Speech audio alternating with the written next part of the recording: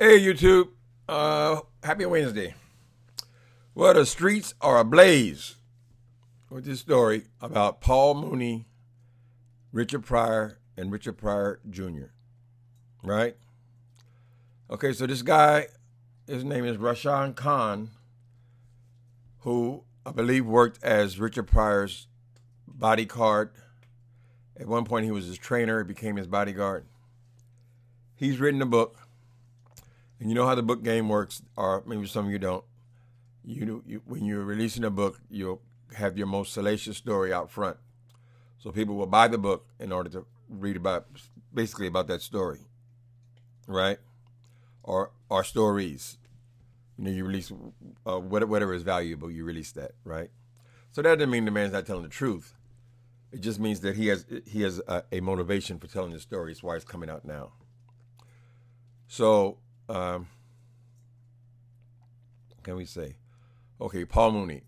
All right. I arrived in Hollywood I was 19 years old. I arrived there in 76. Right. So at that time, Paul Mooney was a known regular on Hollywood Boulevard. I don't think it's being too. Am I gossiping? I don't know. It's just the truth. There was many actors who cruised the boulevard at night. Primarily, they would cruise Santa Monica Boulevard. Paul Mooney was known for cruising Hollywood Boulevard late night and a lot. So I saw him out there a lot. Apparently, I was not his type, so I never actually came face to face with him. But at that time, it was known that Paul Mooney picked up guys. Okay? So I'll just say that. Do I believe the story? I would say probably so. Not for the same reason a lot of people would say probably so. First, the guy, he seemed credible. He seemed like he was telling the truth. But I just strongly believe that you don't have crackheads, dope fiends around your children. I just sincerely believe that. Richard Pryor was getting so high at that time that he ended up setting himself afire. So he was real strung out on, it wasn't crack. They called it freebase at the time. He was real strung out. Him and Paul Mooney were close. I don't know about his drug history. But if these people were doing drugs and there was anybody around, anything could happen. I'm just saying. When I was doing meth, sometimes those women would be in there getting high and they would forget where their children were. In other words, they could not find their children. We had to go looking for retracing their steps to find where their kids are. Cocaine, freebase, especially highly sexual drug. And you people who have done these drugs, you understand what I'm saying. You can't have your children, particularly not your teenage children, around these people.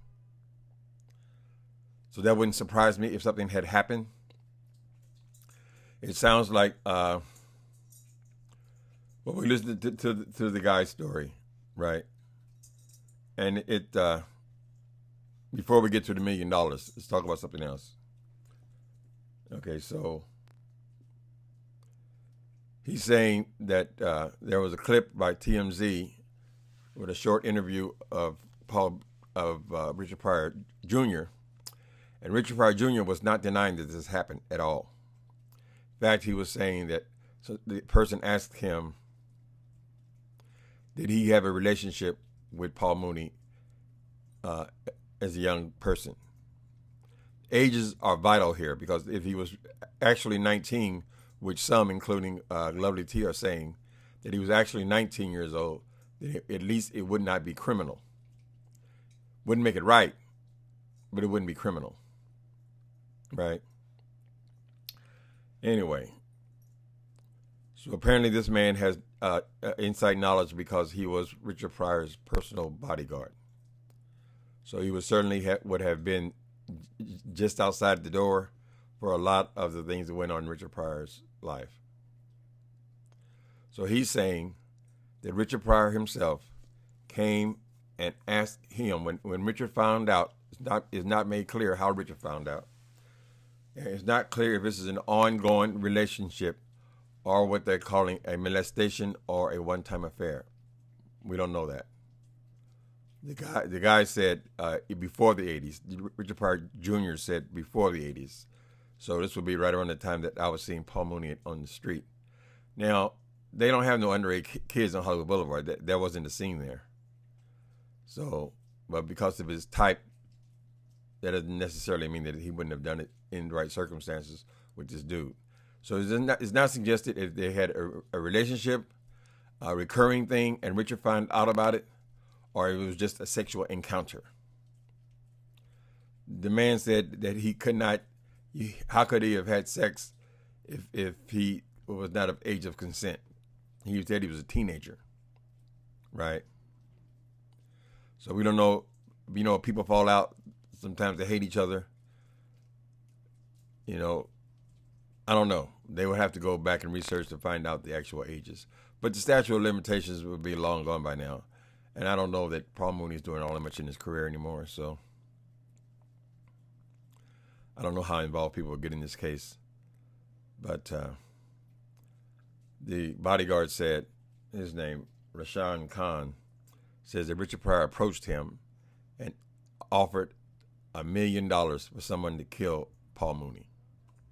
Now,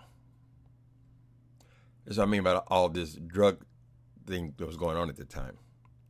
This man did seem pretty knowledgeable. He knew when Richard would get high, how he was able to have this stellar career while still getting high on freebase every day.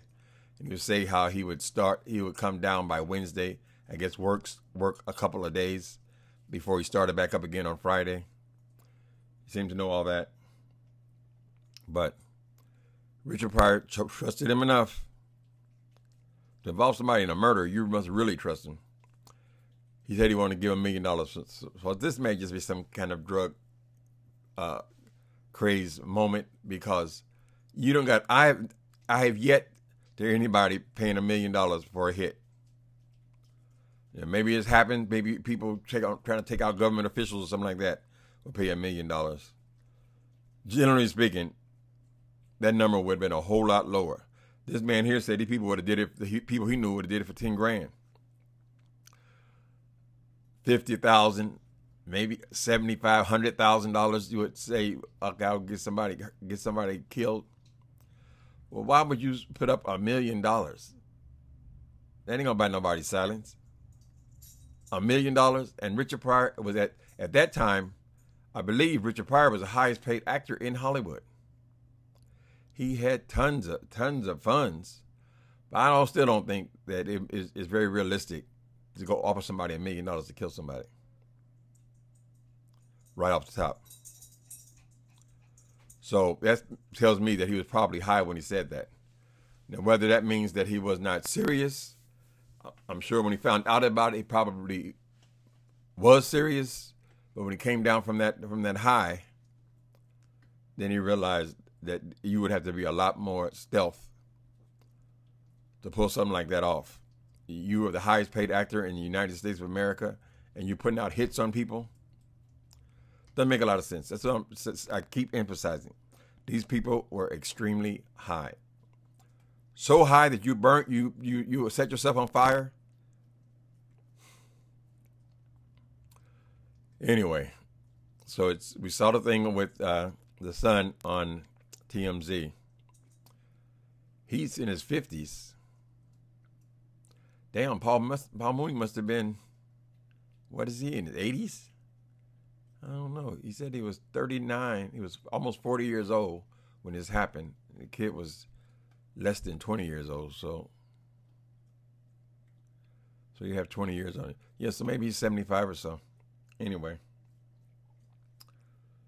So he didn't deny it. Then apparently on some social media, the Richard Pryor's wife, his last wife, came on to say that this was true. She used some expletives herself. She said that it did happen. Probably happened. At this point, I don't know enough about the story yet. We'll see as more is revealed. I did actually meet Richard Pryor several times. During this same period, around 76, I was dating this costume designer. And Richard Pryor had a variety show at that time. and he was making his clothes for him. And so I met him in his dressing room, actually. And then, what was the second time I met him? In his dressing room, and then on the set. And then years later, I met him in AA, Alcoholics Anonymous, Narcotics Anonymous. This was years later, maybe the late 80s, early 90s, very early, about 91, something like that. Anyway.